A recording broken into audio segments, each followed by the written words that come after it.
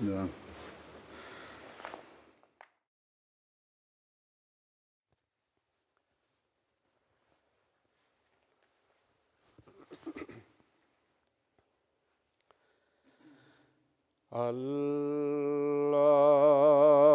الله أكبر.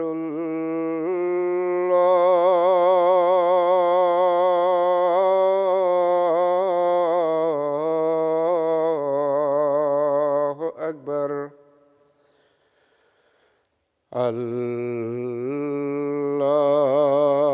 الله أكبر.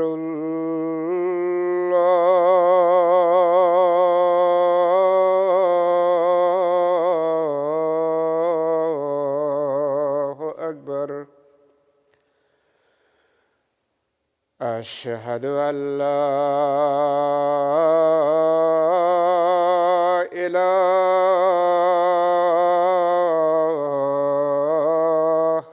إلا الله. أشهد أن لا إله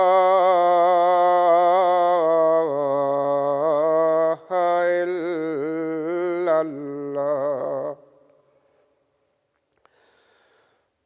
أشهد أن محمدًا رسول الله.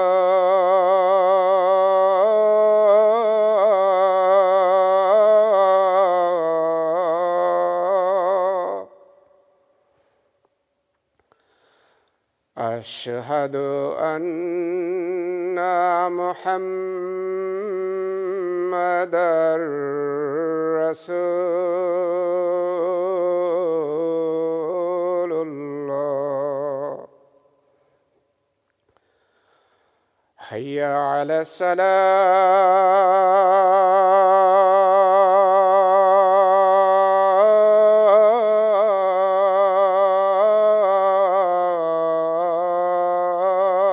الصلاة. حي على الصلاة.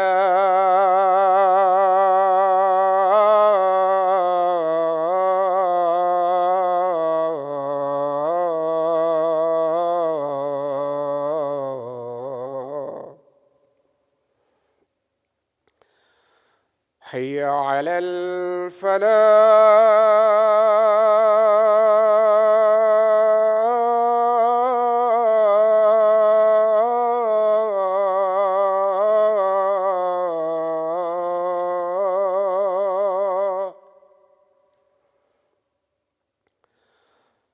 حي على الفلاح.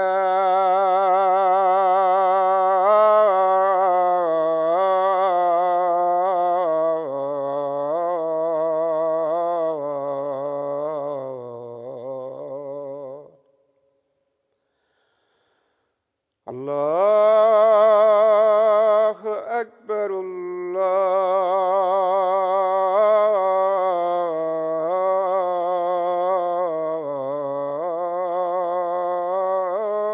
الله أكبر. لا إله إلا الله.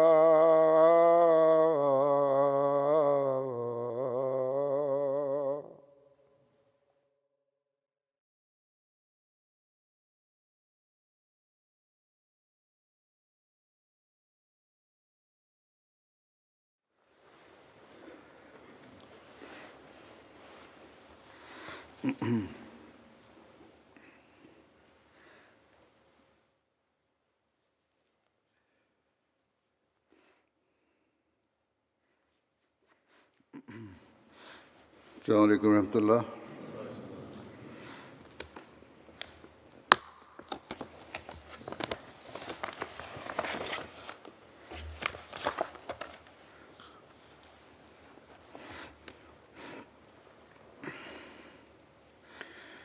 أشهد أن لا إله إلا الله وحده لا شريك له وأشهد أن محمدا عبده ورسوله أما بعد فأعوذ بالله من الشيطان الرجيم بسم الله الرحمن الرحيم الحمد لله رب العالمين الرحمن الرحيم مالك يوم الدين إياك نعبد وإياك نستعين اهدنا الصراط المستقيم صراط الذين أنعمت عليهم غير المغضوب عليهم ولا الضالين.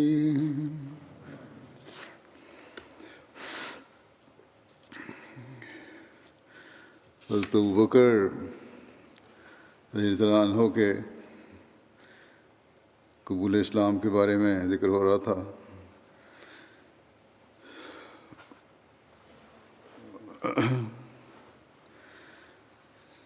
مزید ذکر بھی ہے اس بارے میں.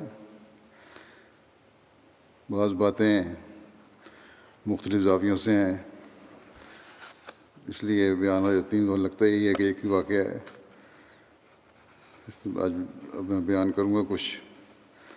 اسد الغابہ میں حضرت ابوبکر کے قبول اسلام کے واقعہ کا اس طرح ذکر ملتا ہے کہ حضرت عبداللہ بن مسعود سے روایت ہے کہ حضرت ابوبکر صدیق نے فرمایا کہ میں نبی کریم صلی اللہ علیہ وسلم کے مبعوث ہونے سے پہلے ایک مرتبہ یمن گیا اور قبیلہ عازد کے ایک بوڑھے شخص کے پاس مہمان ٹھہرا. یہ شخص ایک عالم تھا، کتب سماویہ پڑھا ہوا تھا اور اسے لوگوں کے حسب و نسب کے علم میں مہارت حاصل تھی. اس نے جب مجھے دیکھا تو کہا میرا خیال ہے کہ تم حرم کے رہنے والے ہو. میں نے کہا ہاں میں اہل حرم میں سے ہوں. پھر اس نے کہا تم کو قریشی سمجھتا ہوں. میں نے کہا ہاں میں قریش میں سے ہوں. پھر اس نے کہا میں تم کو تیمی سمجھتا ہوں. میں نے کہا ہاں میں تیم بن مرہ میں سے ہوں. میں عبداللہ بن عثمان ہوں اور کعب بن سعد بن تیم بن مرہ کی اولاد سے. اس نے کہا کہ میرے لیے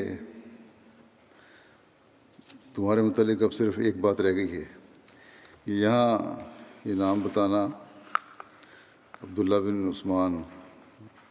اس وقت تو میرا خیال ہے آنسر نے ابھی نام عبداللہ نہیں رکھا تھا. بہرحال یہ روایت ہے. اس نے کہا میرے لیے تمہارے متعلق اب صرف ایک بات باقی رہ گئی ہے. میں نے کہا وہ کیا ہے؟ اس نے کہا تم اپنے پیٹ سے کپڑا ہٹا کر دکھاؤ. میں نے کہا میں ایسا نہ کروں گا، یا تم مجھے بتاؤ تم ایسا کیوں چاہتے ہو. اس نے کہا کہ میں صحیح اور سچے علم میں پاتا ہوں کہ ایک نبی حرم میں مبعوث ہوں گے. ایک جوان اور ایک بڑی عمر والا شخص ان کے کام میں ان کی مدد کریں گے. جہاں تک نوجوان کا تعلق ہے تو وہ مشکلات میں کود جانے والا اور پریشانیوں کو روکنے والا ہوگا، اور بڑی عمر والا سفید اور پتلے جسم والا ہوگا. اس کے پیٹ پر تل ہوگا اور اس کی بائیں ران پر ایک علامت ہوگی.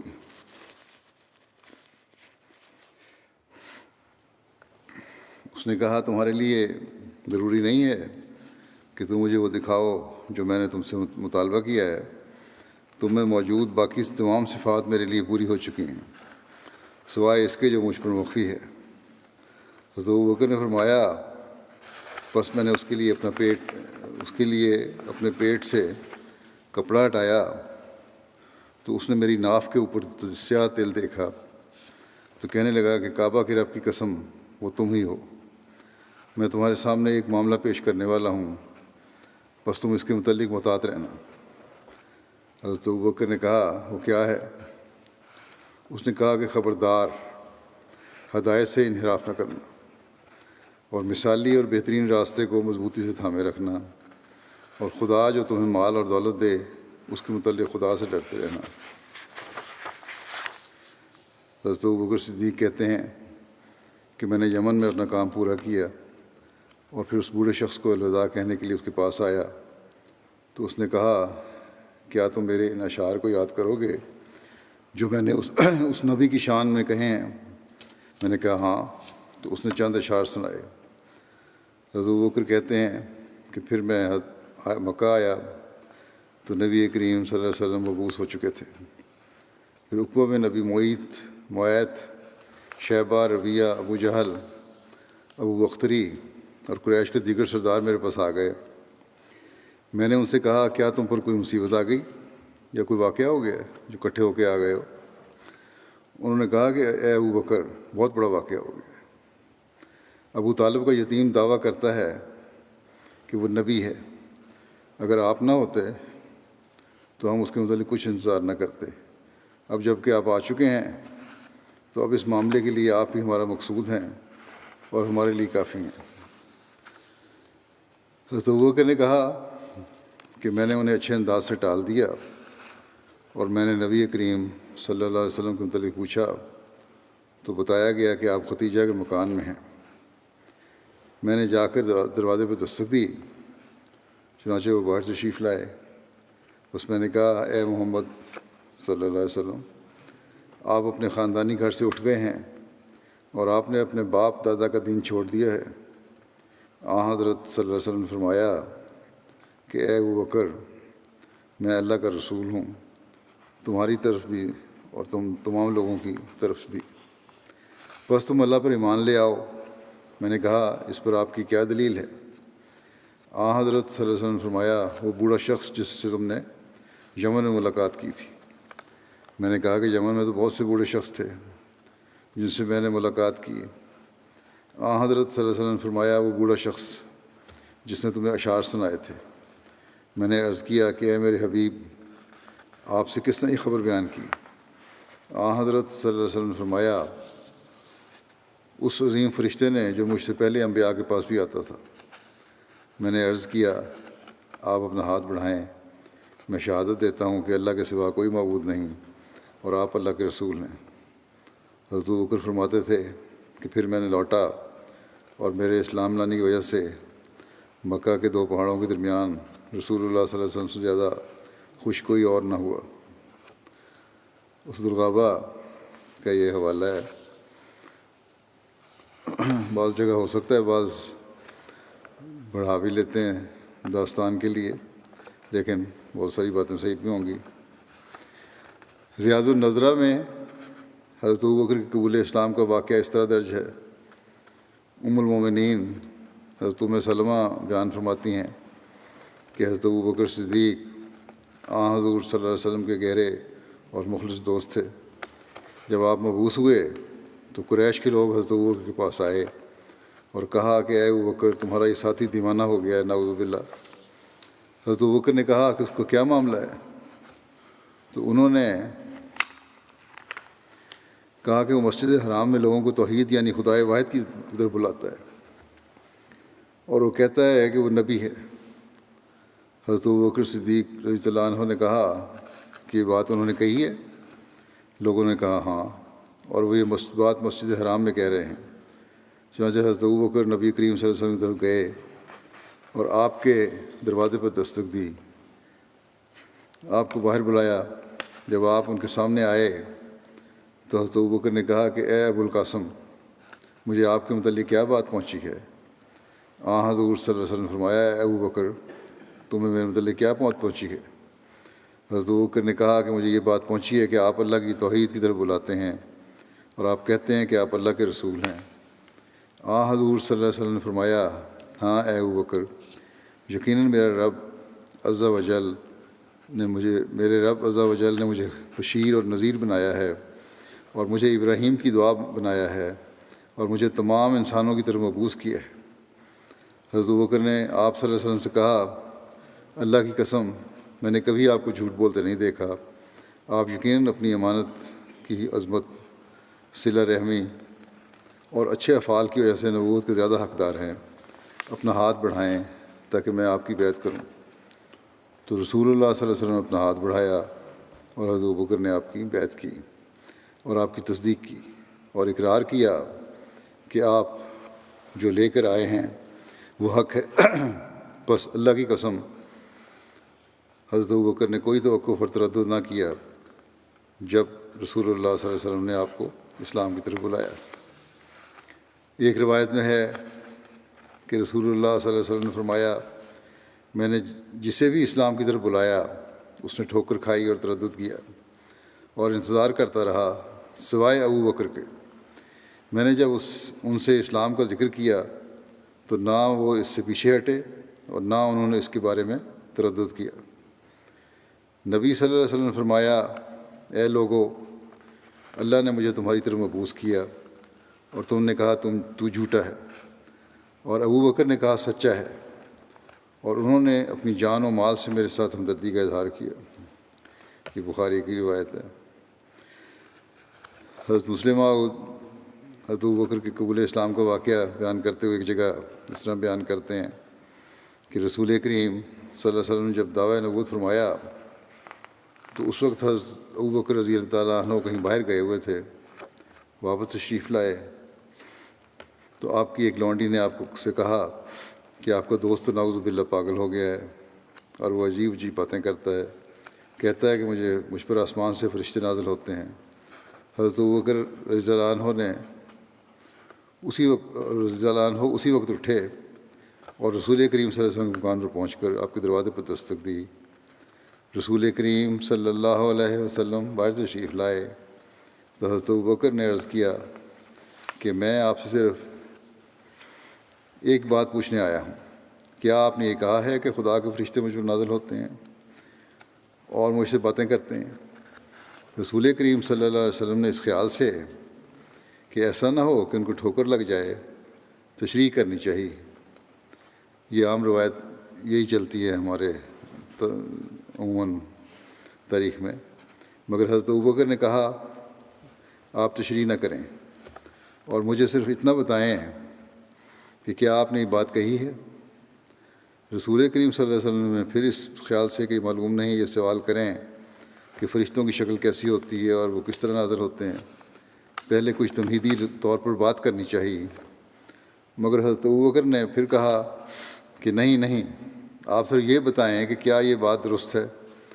آپ نے فرمایا کہ ہاں درست ہے. اس پر حضرت ابوبکر نے عرض کیا کہ میں آپ پر ایمان لاتا ہوں. اور پھر انہوں نے کہا یا رسول اللہ، میں نے دلائل بیان کرنے سے صرف اس لیے روکا تھا کہ میں چاہتا تھا کہ میرا ایمان مشاہدے پر ہو، دلائل پر اس کی بنیاد نہ ہو، کیونکہ آپ کو صادق اور راست باز تسلیم کرنے کے بعد کسی دلیل کی ضرورت ہی نہیں رہتی. غرض جس بات کو مکے والوں نے چھپایا تھا اسے حضرت ابوبکر نے اپنے عمل سے واضح کر کے دکھا دیا. اس کا ایک اور جگہ حضرت مسلم موعود نے حضرت ابوبکر کے قبول اسلام کا واقعہ بیان اس طرح کیا ہے، اور کسی اور حوالے سے کیونکہ وضاحت کر رہے ہیں اس لیے اس میں بیان اس طرح ہے کہ حضرت ابوبکر کا ایمان لانا عجیب تر تھا. جس وقت آپ کو وحی ہوئی، یعنی حضرت صلی اللہ علیہ وسلم کو وحی ہوئی کہ آپ صلی اللہ علیہ وسلم نبوت کا دعویٰ کریں، اس وقت حضرت ابوبکر کے مکے کے ایک رئیس کے گھر میں بیٹھے تھے. اس رئیس کی لونڈی آئی اور اس نے آ کر بیان کیا کہ ختیجہ کو معلوم نہیں کیا ہو گیا ہے. وہ کہتی ہے کہ میرے خاوند اسی طرح نبی ہیں جس طرح حضرت موسیٰ تھے. لوگ اس خبر پر ہنسنے لگے اور اس قسم کی باتیں کرنے والوں کو پاگل قرار دینے لگے، مگر حضرت ابوبکر جو رسول کریم صلی اللہ علیہ وسلم کے حالات سے بہت گہری واقفیت رکھتے تھے، اسی وقت اٹھ کر حضرت رسول کریم صلی اللہ علیہ وسلم کے دروازے پر آئے اور پوچھا کہ کیا آپ نے کوئی دعویٰ کیا ہے؟ آپ نے بتایا ہاں، اللہ تعالیٰ نے مجھے دنیا کی اصلاح کے لیے مبعوث کیا ہے اور شرک کے مٹانے کا حکم دیا ہے. حضرت ابوبکر نے بغیر اس کے کہ کوئی اور سوال کرتے جواب دیا کہ مجھے اپنے باپ کی اور ماں کی قسم کہ تو نے کبھی جھوٹ نہیں بولا. اور میں نہیں مان سکتا کہ تو خدا پر جھوٹ بولے گا، بس میں ایمان لاتا ہوں کہ خدا کے سوا اور کوئی معبود نہیں، اور یہ کہ آپ خدا تعالیٰ کی طرف سے رسول ہیں۔ اس کے بعد ابو بکر نے ایسے نوجوانوں کو جمع کر کے جو ان کی نیکی اور تقویٰ کے قائل تھے، یعنی حضرت ابو بکر کی نیکی اور تقویٰ کے قائل تھے، انہیں سمجھانا شروع کیا، اور 7 آدمی اور رسول کریم صلی اللہ علیہ وسلم پر ایمان لے آئے۔ یہ سب نوجوان تھے جن کی عمر 12 سال سے لے کر 25 سال تک تھی۔ پھر ایک جگہ حضرت مسلم موعود نے اس واقعے کو یوں بیان فرمایا ہے کہ حضرت ابوبکر نے رسول کریم صلی اللہ علیہ وسلم کو ایک ہی دلیل سے مانا ہے، اور کبھی ان کے دل میں اپنے آپ کے متعلق ایک لمحہ کے لیے بھی شبہ پیدا نہیں ہوا۔ دلیل وہی چل رہی ہے، واقعات ذرا مختلف ہو جاتے ہیں بعض دفعہ، اور وہ دلیل یہ تھی کہ انہوں نے رسول کریم صلی اللہ علیہ وسلم کو بچپن سے دیکھا، اور وہ جانتے تھے کہ آپ نے کبھی جھوٹ نہیں بولا، کبھی شرارت نہیں کی، کبھی گندی اور ناپاک بات آپ کے منہ سے نہیں نکلی۔ بس یہی وہ جانتے تھے کہ اس سے زیادہ نہ وہ کسی شریعت کے جاننے والے تھے کہ اس کے بتائے ہوئے معیار سے رسول کریم صلی اللہ علیہ وسلم کو سچا سمجھ لیا، نہ کسی قانون کے پیرو تھے۔ انہیں کچھ معلوم نہ تھا کہ خدا کا رسول کیا ہوتا ہے اور اس کی صداقت کے کیا دلائل ہوتے ہیں۔ وہ صرف یہ جانتے تھے کہ رسول کریم صلی اللہ علیہ وسلم نے جھوٹ کبھی نہیں بولا۔ وہ ایک سفر پر گئے ہوئے تھے، جب واپس آئے تو رستے میں ہی کسی نے انہیں کہا، تمہارا دوست محمد صلی اللہ علیہ وسلم کہتا ہے کہ میں خدا کا رسول ہوں۔ انہوں نے کہا کہ کیا محمد صلی اللہ علیہ وسلم یہ کہتا ہے؟ اس نے کہا ہاں۔ انہوں نے کہا پھر وہ جھوٹ نہیں بولتا، جو کچھ کہتا ہے وہ سچ کہتا ہے، کیونکہ جب اس نے کبھی بندوں پر جھوٹ نہیں بولا تو خدا پر کیوں جھوٹ بولنے لگا؟ جب اس نے انسانوں سے کبھی ذرا بددیانتی نہیں کی تو اب ان سے اتنی بڑی بددیانتی کس طرح کرنے لگا کہ ان کی روحوں کو تباہ کر دے؟ صرف یہ دلیل تھی جس کی وجہ سے حضرت ابوبکر نے رسول کریم صلی اللہ علیہ وسلم کو مانا، اور اسی کو خدا تعالیٰ نے بھی لیا ہے۔ چنانچہ فرماتا ہے، لوگوں کو کہہ دو فقط لبثت فیکم عمر من قبلہ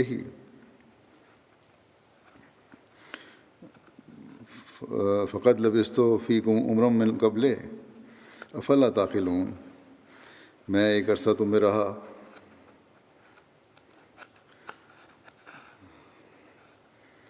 اس کو دیکھو، اس میں میں نے تم سے کبھی غداری نہیں کی، پھر اب میں خدا سے کیوں غداری کرنے لگا؟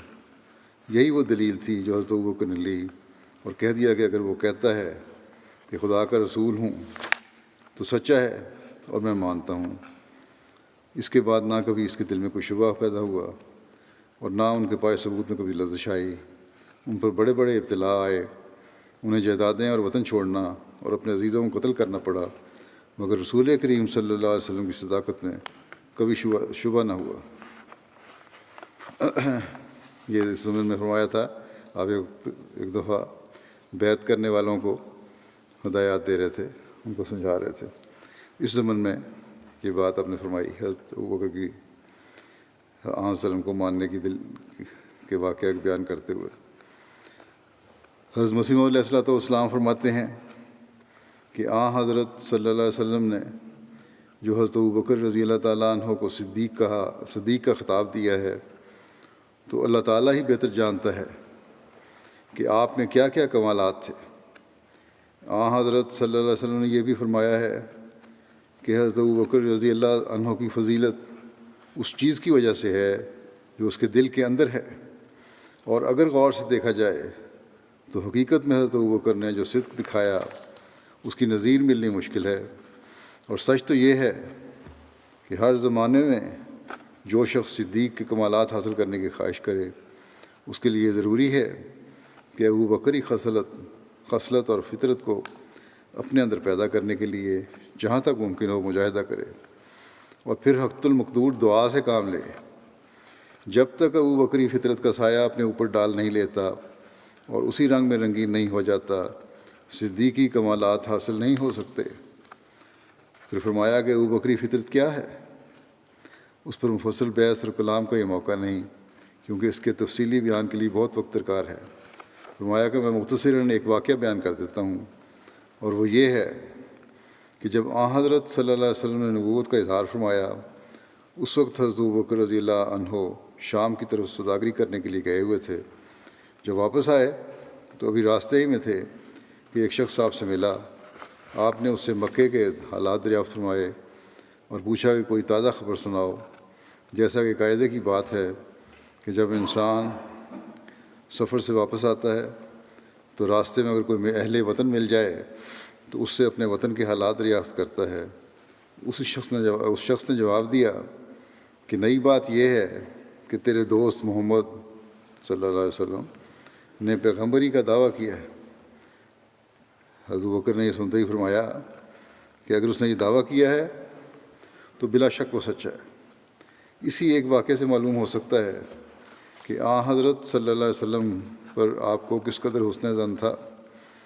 معجزے کی بھی ضرورت نہیں سمجھی، اور حقیقت بھی یہی ہے کہ معجزہ وہ شخص مانگتا ہے جو مدعی کے حالات سے ناواقف ہو، اور جہاں غیریت ہو اور مزید تسلی کی ضرورت ہو۔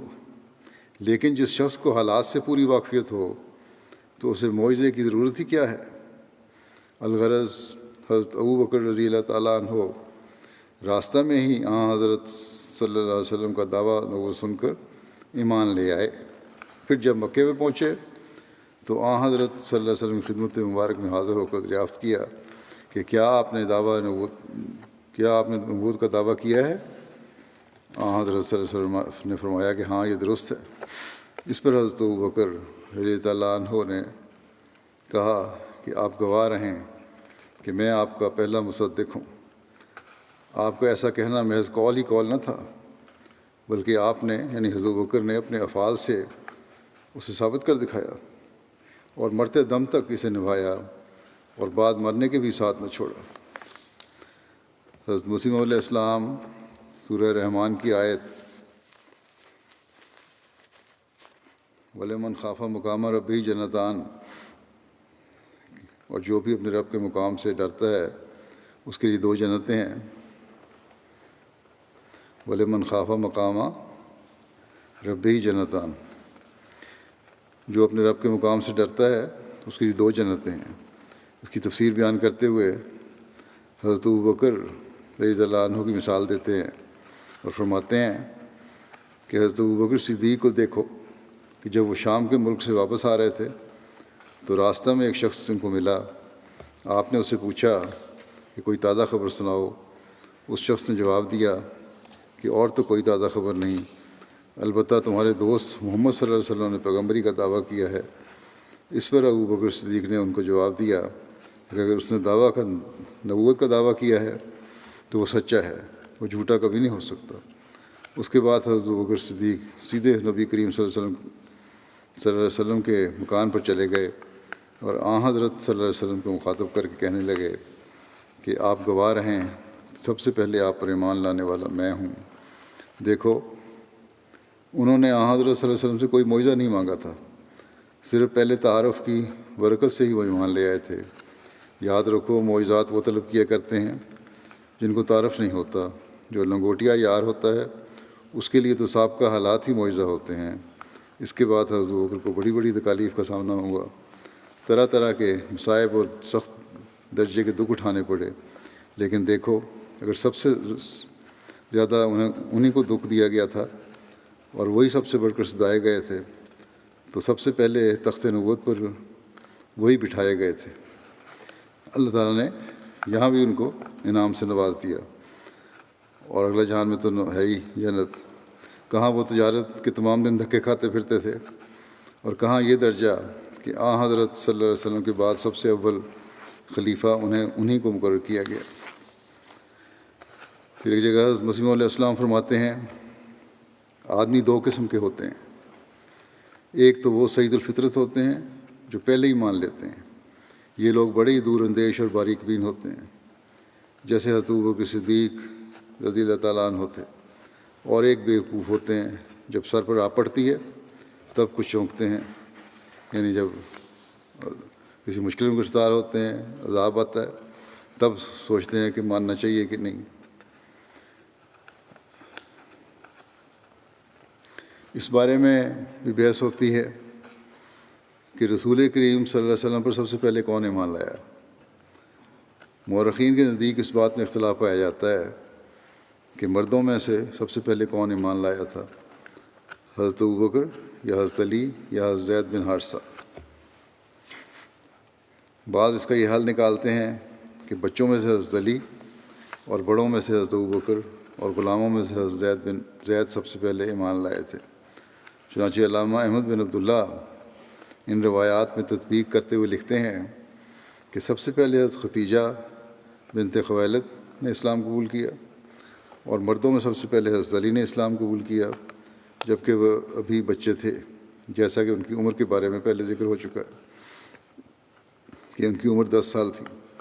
وہ اپنا اسلام مخفی رکھے ہوئے تھے، اور پہلے بالغ عربی شخص جس نے اسلام قبول کیا اور اپنے اسلام کا اظہار کیا وہ حضرت ابوبکر بن ابو قحافہ تھے، اور آزاد کردہ غلاموں میں سے جس نے سب سے پہلے اسلام قبول کیا وہ حضرت زید بن حارثہ تھے۔ یہ متفق امر ہے جس میں کوئی اختلاف نہیں۔ حضرت مرزا بشیر احمد صاحب نے اس بحث کا ذکر کرتے ہوئے جو فرمایا ہے وہ اس طرح ہے کہ حضرت صلی اللہ علیہ وسلم نے جب اپنے مشن کی تبلیغ شروع کی تو سب سے پہلے ایمان لانے والی حضرت ختیجہ تھیں، جنہوں نے ایک لمحے کے لیے بھی تردد نہیں کیا۔ حضرت ختیجہ کے بعد مردوں میں سب سے پہلے ایمان لانے والوں متعلق مورخین میں اختلاف ہے۔ بعض حضرت ابوبکر عبداللہ بن ابی قحافہ کو نام لیتے ہیں، بعض حضرت علی کا یا زید بن حارثہ کا، لیکن آپ لکھتے ہیں کہ ہمارے نزدیک یہ جھگڑا فضول ہے۔ حضرت علی اور زید بن حارثہ حضرت صلی اللہ علیہ وسلم کے گھر کے آدمی تھے اور آپ کے بچوں کی طرح آپ کے ساتھ رہتے تھے۔ حضرت صلی اللہ علیہ وسلم کا فرمانا تھا اور ان کا ایمان لانا تھا۔ جو صلی اللہ علیہ وسلم نے فرمایا وہ اتنا بچوں کی حیثیت سے وہ مانتے تھے اس بات کو، اور یہ ہو سکتا ہے اسی وقت یہ بات بھی انہوں نے اس طرح ہی مانی ہو۔ پھر آپ لکھتے ہیں کہ ان دونوں بچوں کو نکال دو تو حضرت ابوبکر مسلمہ طور پر مقدم اور سابق بالایمان تھے۔ چنانچہ حضرت صلی اللہ علیہ وسلم کے درباری شاعر حسان بن ثابت انصاری حضرت ابوبکر کے متعلق کہتے ہیں کہ اذا تذکرتا شجم من اخی ثقات فاذکر اخاک ابا بکر بما فعل خیر البریہ اتقاها وعادلها بعد النبی وعفاها بما حمل الثانی التالیہ محمود مشہد واول الناس منہم صدق الرسول۔ یعنی جب تمہارے دل میں کبھی کوئی درد امیز یاد تمہارے کسی اچھے بھائی کے متعلق پیدا ہو تو اس وقت اپنے بھائی ابوبکر کو بھی یاد کر لیا کرو، اس کی ان خوبیوں کی وجہ سے جو یاد رکھنے کے قابل ہیں۔ وہ حضرت صلی اللہ علیہ وسلم کے بعد سب لوگوں میں سے زیادہ متقی اور سب سے زیادہ منصف مزاج تھا، اور سب سے زیادہ پورا کرنے والا تھا اپنی ان ذمہ داریوں کو جو اس نے اٹھائیں۔ ابوبکر وہی تو ہے جو غار ثور میں حضرت صلی اللہ علیہ وسلم کے ساتھ دوسرا شخص تھا، جس نے اپنے آپ کو آپ کی اتباع میں بالکل محو کر رکھا تھا، اور وہ جس کام میں بھی ہاتھ ڈالتا تھا اسے خوبصورت بنا دیتا تھا، اور وہ ان سب لوگوں میں سے پہلا تھا جو رسول پر ایمان لائے۔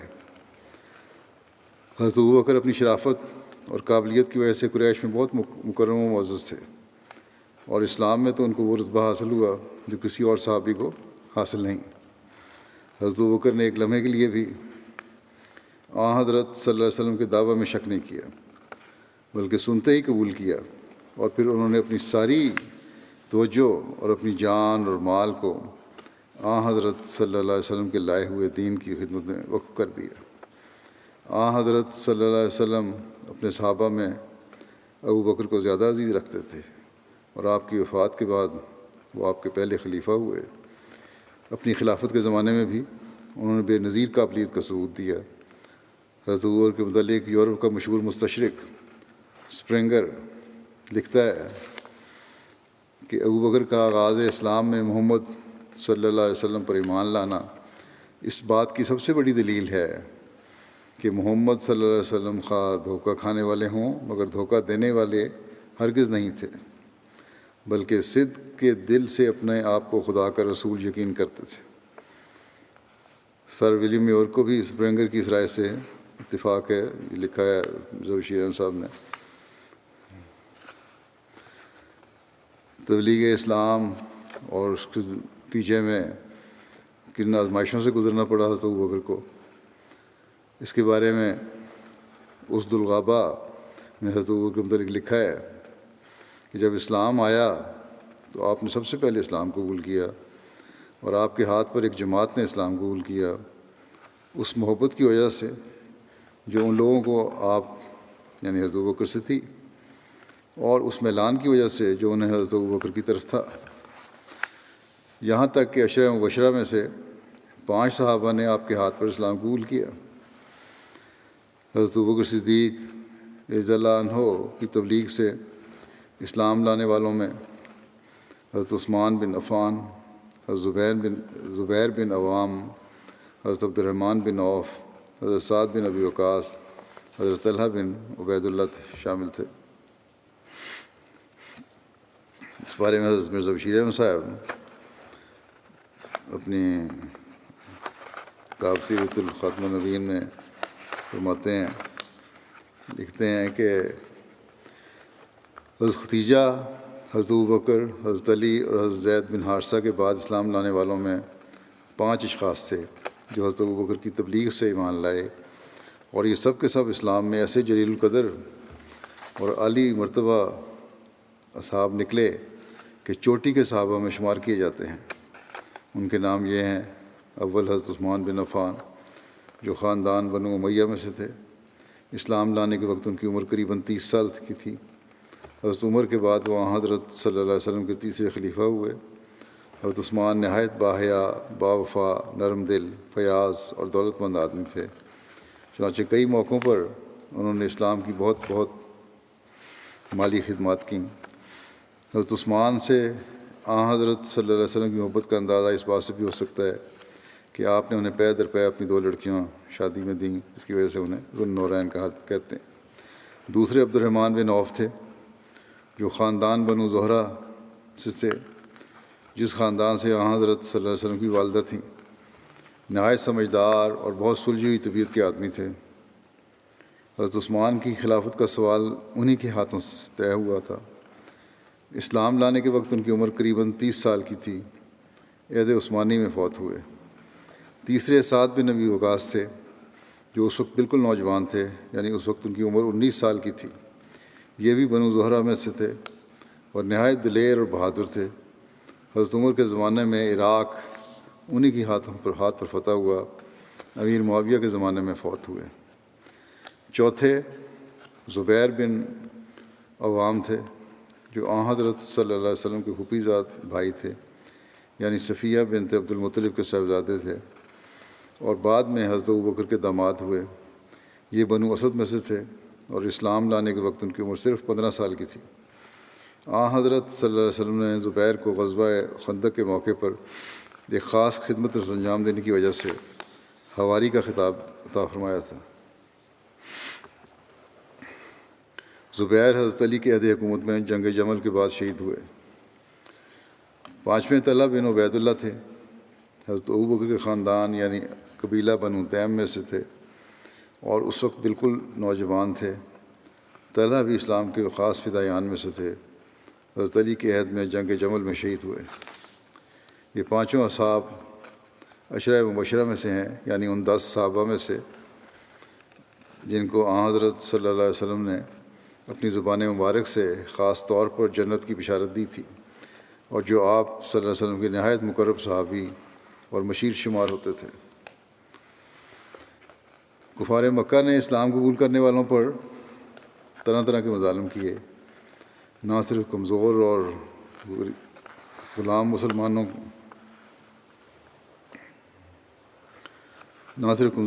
مسلمان ہی ان کے ظلم و تشدد کا نشانہ بنے، بلکہ خود حضرت صلی اللہ علیہ وسلم اور حضرت ابوبکر بھی مشرکین مکہ کے مظالم سے محفوظ نہ رہے۔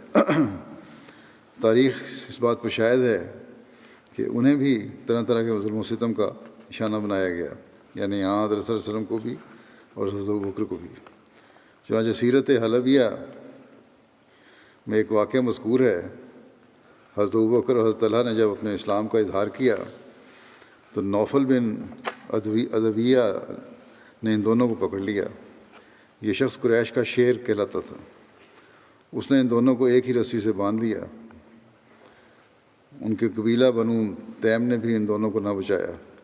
اسی وجہ سے حضرت ابوبکر اور حضرت طلحہ کو قرینین بھی کہتے ہیں، یعنی دو ساتھی ملے ہوئے۔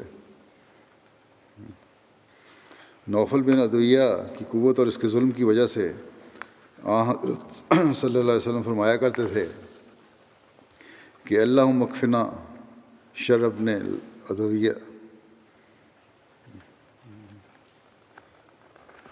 کہ اے اللہ ابن ادویہ کے شر کے مقابلے ہمارے لیے تو کافی ہو جائے۔ عروہ بن زبیر نے بیان کیا کہ میں نے حضرت عبداللہ بن عمرو بن عاص سے پوچھا کہ وہ بدترین سلوک مجھے بتائیں جو مشرکین نے نبی کریم صلی اللہ علیہ وسلم سے کیا تھا۔ انہوں نے کہا کہ ایک بار نبی کریم صلی اللہ علیہ وسلم مسجد حرام کے حتیم میں نماز پڑھ رہے تھے کہ عقبہ بن ابی معیط آیا اور اس نے اپنا کپڑا آپ کی گردن میں ڈال کر آپ کا گلا زور سے ڈھونڈا۔ اتنے میں حضرت ابوبکر رضی اللہ عنہ پہنچ گئے اور آ کر انہوں نے عقبہ کا کندھا پکڑا اور اسے دھکیل کر نبی کریم صلی اللہ علیہ وسلم سے ہٹا دیا اور کہا اتقتلون رجلا ان یقول ربی اللہ، کہ کیا تم ایسے شخص کو مارتے ہو جو کہتا ہے کہ میرا رب اللہ ہے۔ ایک روایت میں آتا ہے کہ ایک دفعہ مشرکین نے رسول اللہ صلی اللہ علیہ وسلم سے کہا کہ کیا تم ہمارے معبودوں کے بارے میں یہ بات نہیں کہتے؟ آپ صلی اللہ علیہ وسلم نے فرمایا کہ ہاں۔ اس پر وہ آپ کے گرد جمع ہو گئے اور اس وقت کسی نے حضرت ابوبکر سے کہا کہ اپنے دوست کی خبر لو۔ حضرت ابوبکر نکلے اور مسجد حرام پہنچے۔ آپ نے رسول اللہ صلی اللہ علیہ وسلم کو اس حال میں پایا کہ لوگ آپ کے گرد اکٹھے ہیں۔ حضرت ابوبکر نے کہا تم لوگوں کا برا ہو، اتقتلون رجلا ان یقول ربی اللہ وقد جاءکم بالبینات من ربکم، کیا تم محض اس لیے ایک شخص کو قتل کرو گے کہ وہ کہتا ہے کہ میرا رب اللہ ہے اور وہ تمہارے پاس تمہارے رب کی طرف سے کھلے کھلے نشان لے کر آیا ہے؟ اس پر انہوں نے حضرت صلی اللہ علیہ وسلم کو چھوڑ دیا اور حضرت ابوبکر کی طرف لپکے اور ان کو مارنے لگے۔ حضرت ابوبکر کی بیٹی حضرت اسماء کہتی ہیں کہ آپ ہمارے پاس اس حالت میں آئے کہ آپ اپنے بالوں کو ہاتھ لگاتے تو وہ آپ کے ہاتھ میں آ جاتے اور آپ کہتے جاتے تھے کہ تبارکتا یا ذل جلال والاکرام، کہ اے بزرگی اور عزت والے تو بابرکت ہے۔ ایک روایت میں آتا ہے کہ ان لوگوں نے حضرت صلی اللہ علیہ وسلم کو سر مبارک اور آپ کی ریش مبارک کو اس زور سے کھینچا کہ آپ کے اکثر بال مبارک گر گئے۔ اس پر حضرت ابوبکر آپ کو بچانے کے لیے کھڑے ہوئے اور وہ کہہ رہے تھے اتقتلون رجلا ان یقول ربی اللہ، کیا تم محض اس لیے ایک شخص کو قتل کرو گے کہ وہ کہتا ہے کہ میرا رب اللہ ہے؟ کیا تم اس شخص کو اس وجہ سے قتل کرنا چاہتے ہو کہ وہ کہتا ہے کہ اللہ میرا رب ہے؟ اور حضرت ابوبکر رو بھی رہے تھے۔ اس پر رسول اللہ صلی اللہ علیہ وسلم نے فرمایا اے ابوبکر ان کو چھوڑ دو، اس کی قسم جس کے ہاتھ میں میری جان ہے، میں ان کی طرف بھیجا گیا ہوں تاکہ میں قربان ہو جاؤں۔ اس پر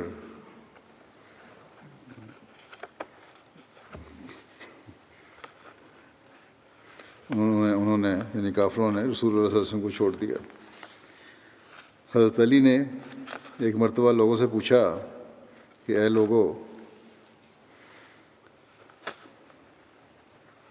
لوگوں میں سب سے زیادہ بہادر کون ہے؟ لوگوں نے جواب دیا کہ اے امیر المومنین آپ ہیں۔ حضرت علی نے فرمایا جہاں تک میری بات ہے، میرے ساتھ جس نے مبارزت کی میں نے اس سے انصاف کیا، یعنی اسے مار گرایا، مگر سب سے بہادر حضرت ابوبکر ہیں۔ ہم نے رسول اللہ صلی اللہ علیہ وسلم کے لیے بدر کے دن خیمہ لگایا پھر ہم نے کہا کہ کون ہے جو رسول اللہ صلی اللہ علیہ وسلم کے ساتھ رہے تا آپ صلی اللہ علیہ وسلم تک کوئی مشرک نہ پہنچ پائے؟ تو اللہ کی قسم آپ صلی اللہ علیہ وسلم کے قریب کوئی نہ گیا مگر حضرت ابوبکر اپنی تلوار کو سونتے ہوئے رسول اللہ صلی اللہ علیہ وسلم کے پاس کھڑے ہو گئے، یعنی رسول اللہ صلی اللہ علیہ وسلم کے پاس کوئی مشرک نہیں پہنچے گا مگر پہلے وہ حضرت ابوبکر سے مقابلہ کرے گا، بس وہ سب سے بہادر شخص ہیں۔ ایک دفعہ کی بات ہے، حضرت علی کہتے ہیں کہ میں نے رسول اللہ صلی اللہ علیہ وسلم کو دیکھا کہ قریش نے آپ کو پکڑا ہوا ہے، کوئی آپ پر غصہ اتارتا، کوئی آپ کو تنگ کرتا، اور وہ لوگ کہتے کہ تم نے تو تمام معبودوں کو ایک معبود بنا دیا ہے۔ اللہ کی قسم جو بھی آپ صلی اللہ علیہ وسلم کے قریب آتا حضرت ابوبکر کسی کو مار کر بھگاتے، کسی کو برا بھلا کہہ کر دور کرتے اور کہتے کہ تمہاری ہلاکت ہو۔ اتقتلون رجلا ان یقول ربی اللہ، کیا تم اس لیے ایک شخص کو قتل کرو گے کہ وہ کہتا ہے کہ میرا رب اللہ ہے؟ بس حضرت علی نے اپنی چادر ہٹائی اور اس قدر روئے کہ آپ کی داڑھی تر ہو گئی۔ پھر فرمایا میں تمہیں اللہ کی قسم دیتا ہوں، کیا آل فرعون کا مومن بہتر تھا یا حضرت ابوبکر؟ غالباً حضرت علی نے آل فرعون کے مومن کا ذکر اس لیے کیا کہ قرآن کریم میں یہ آیت آل فرعون کے اس شخص کی طرف منسوب ہے جو اپنے ایمان کو چھپائے ہوئے تھا اور فرعون کے دربار میں کہہ رہا تھا کہ اتقتلون رجلا ان یقول ربی اللہ۔ اس پر لوگ خاموش ہو گئے۔ حضرت علی نے فرمایا اللہ کی قسم حضرت ابوبکر کی ایک گھڑی آل فرعون کے مومن کی زمین بھر کی نیکیوں سے بہتر ہے، کیونکہ وہ شخص اپنے ایمان کو چھپاتا تھا اور یہ شخص یعنی حضرت ابوبکر اپنے ایمان کا اعلان کرتا تھا۔ حضرت مسلم موعود رضی اللہ عنہ فرماتے ہیں کہ جب ہم رسول کریم صلی اللہ علیہ وسلم کی زندگی کے واقعات کو دیکھتے ہیں تو ہمیں یہ دعویٰ ایک حقیقت بن کر نظر آتا ہے، اور ہمیں قدم قدم پر ایسے واقعات دکھائی دیتے ہیں جو آپ کی اس عظیم الشان محبت اور شفقت کا ثبوت ہیں جو آپ صلی اللہ علیہ وسلم کو بنی نوع انسان سے تھی۔ چنانچہ آپ کو خدائے واحد کا پیغام پہنچانے کے لیے سال ہا سال تک ایسی تکالیف میں سے گزرنا پڑا کہ جن کی کوئی حد نہیں۔ ایک دفعہ خانہ کعبہ میں کفار نے آپ کے گلے میں پٹکا ڈال کر اتنا گھونٹا کہ آپ کی آنکھیں سرخ ہو کر باہر نکل پڑیں۔ حضرت ابوبکر نے سنا، وہ دوڑے ہوئے آئے اور رسول کریم صلی اللہ علیہ وسلم کو اس تکلیف کی حالت میں دیکھ کر آپ کی آنکھوں میں آنسو آ گئے، اور آپ نے ان کفار کو ہٹاتے ہوئے کہا خدا کا خوف کرو، کیا تم ایک شخص پر اس لیے ظلم کر رہے ہو کہ وہ کہتا ہے خدا میرے رب ہے؟ حضرت مسیح علیہ الصلوۃ والسلام فرماتے ہیں ایک دفعہ چند دشمنوں نے آپ کو صلی اللہ علیہ وسلم کو اتنا تنہا پا کر پکڑ لیا اور آپ کے گلے میں پٹکا ڈال کر اسے مروڑنا شروع کیا۔ قریب تھا کہ آپ کی جان نکل جائے کہ اتفاق سے ابوبکر آ نکلے اور انہوں نے مشکل سے چھڑایا۔ اس پر ابوبکر کو اس قدر مارا پیٹا کہ وہ بے ہوش ہو کر زمین پر گر پڑے۔ غلاموں کو آزاد کروانے کے بارے میں حضرت ابوبکر کے بارے میں روایات ہیں، لکھا ہے کہ حضرت ابوبکر نے جب اسلام قبول کیا تو ان کے پاس 40,000 درہم تھے۔ آپ نے اسے اللہ کی راہ میں خرچ کیا اور ان 7 کو آزاد کروایا جن کو اللہ کی وجہ سے تکلیف دی جاتی تھی۔ آپ نے حضرت بلال، عامر بن فہیرہ، زنیرہ، نہدیہ اور ان کی بیٹی بنی مومل کی ایک لونڈی اور ابیس کو آزاد کروایا۔ حضرت بلال بنو جمعہ کے غلام تھے اور امیہ بن خلف آپ کو شدید تکلیف پہنچایا کرتا تھا۔ ایک روایت میں ہے کہ جب حضرت بلال ایمان لائے تو حضرت بلال کو ان کے مالکوں نے پکڑ کر زمین پر لٹا دیا اور ان پر سنگریزے اور گائے کی کھال ڈال دی اور کہنے لگے کہ تمہارا رب لات اور عزا ہے، مگر آپ آہد آہد کہتے تھے۔ آپ کے پاس حضرت ابوبکر آئے اور کہا کہ کب تک تم اس شخص کو تکلیف دیتے رہو گے؟ راوی کہتے ہیں حضرت ابوبکر نے حضرت بلال کو 7 اوقیہ میں خرید کر انہیں آزاد کر دیا، یعنی 40 درہم کا ایک اوقیہ ہے، 280 درہم میں خریدا۔ پھر حضرت ابوبکر نے یہ واقعہ رسول اللہ صلی اللہ علیہ وسلم کی خدمت میں بیان کیا تو آپ صلی اللہ علیہ وسلم نے فرمایا اے ابوبکر مجھے بھی اس میں شریک کر لو۔ حضرت ابوبکر نے عرض کیا یا رسول اللہ میں نے اسے آزاد کر دیا۔ حضرت عامر بن فہیرہ ایک سیاہ فام غلام تھے. اب طفیل بن عبداللہ بن سخبرہ کے غلام تھے جو کہ والدہ کی طرف سے حضرت عائشہ رضی اللہ عنہا کے بھائی تھے. حضرت عامر اسلام لانے والے سابقین میں شامل تھے. آپ کو اللہ تعالیٰ کی راہ میں تکالیف پہنچائی گئیں. حضرت ابوبکر نے آپ کو خریدا اور آزاد کر دیا. حضرت زنیرہ رومی اسلام میں سبقت لے جانے والی خواتین میں سے تھیں. انہوں نے اسلام کے آغاز میں ہی اسلام قبول کر لیا تھا. مشرکین آپ کو اذیتیں دیتے تھے. یہ کہا جاتا ہے کہ آپ بنو مخزوم کی لونڈی تھیں اور ابو جہل آپ کو اذیت دیا کرتا تھا. اور کہا جاتا ہے کہ آپ بنو عبدالدار کی لونڈی تھیں. جب انہوں نے اسلام قبول کیا تو ان کی بینائی چلی گئی. اس پر مشرکین نے کہا کہ لات اور عزیٰ نے ان دونوں کے انکار کرنے کی وجہ سے زنیرہ کو اندھا کر دیا ہے. اس پر حضرت زنیرہ نے کہا کہ لات اور عزیٰ تو یہ بھی نہیں جانتے کہ ان دونوں کی عبادت کون کرتا ہے. مجھے کیا اندھا کرنا تھا، ان کو خود نظر نہیں آتا. یہ تو آسمان سے ہے، اللہ کی مرضی، میری نظر چلی گئی اور میرا رب میری بینائی لٹانے پر قادر ہے. یہ جواب دیا کافروں کو. اگلے دن انہوں نے اس حالت میں صبح کی، رات سوئیں. اگلے دن جب اٹھیں تو اللہ تعالیٰ نے آپ کی بینائی لٹا دی تھی، نظر ٹھیک ہو چکی تھی. اس پر قریش نے کہا کہ یہ تو محمد کی جادو کی وجہ سے ہوا ہے. جب حضرت ابوبکر نے وہ تکالیف دیکھیں جو آپ کو پہنچائی جاتی تھیں تو آپ نے ان کو خریدا اور آزاد کر دیا. یہ ذکر ابھی انشاءاللہ آئندہ بھی چلے گا. آزادی کے بارے میں بعض اور واقعات ہیں.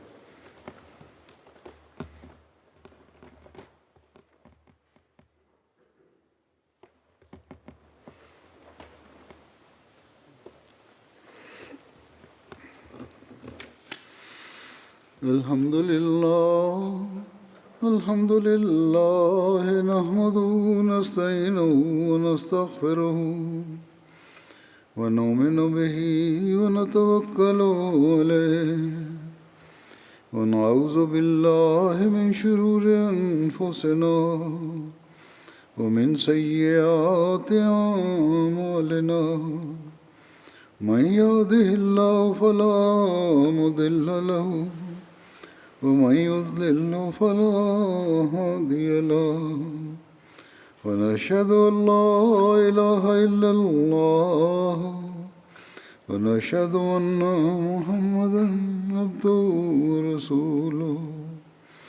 عباد الله رحمكم الله إن الله يأمر بالعدل والإحسان وإيتاء ذي القربى وينهى عن الفحشاء والمنكر والبغي يعظكم لعلكم تذكرون.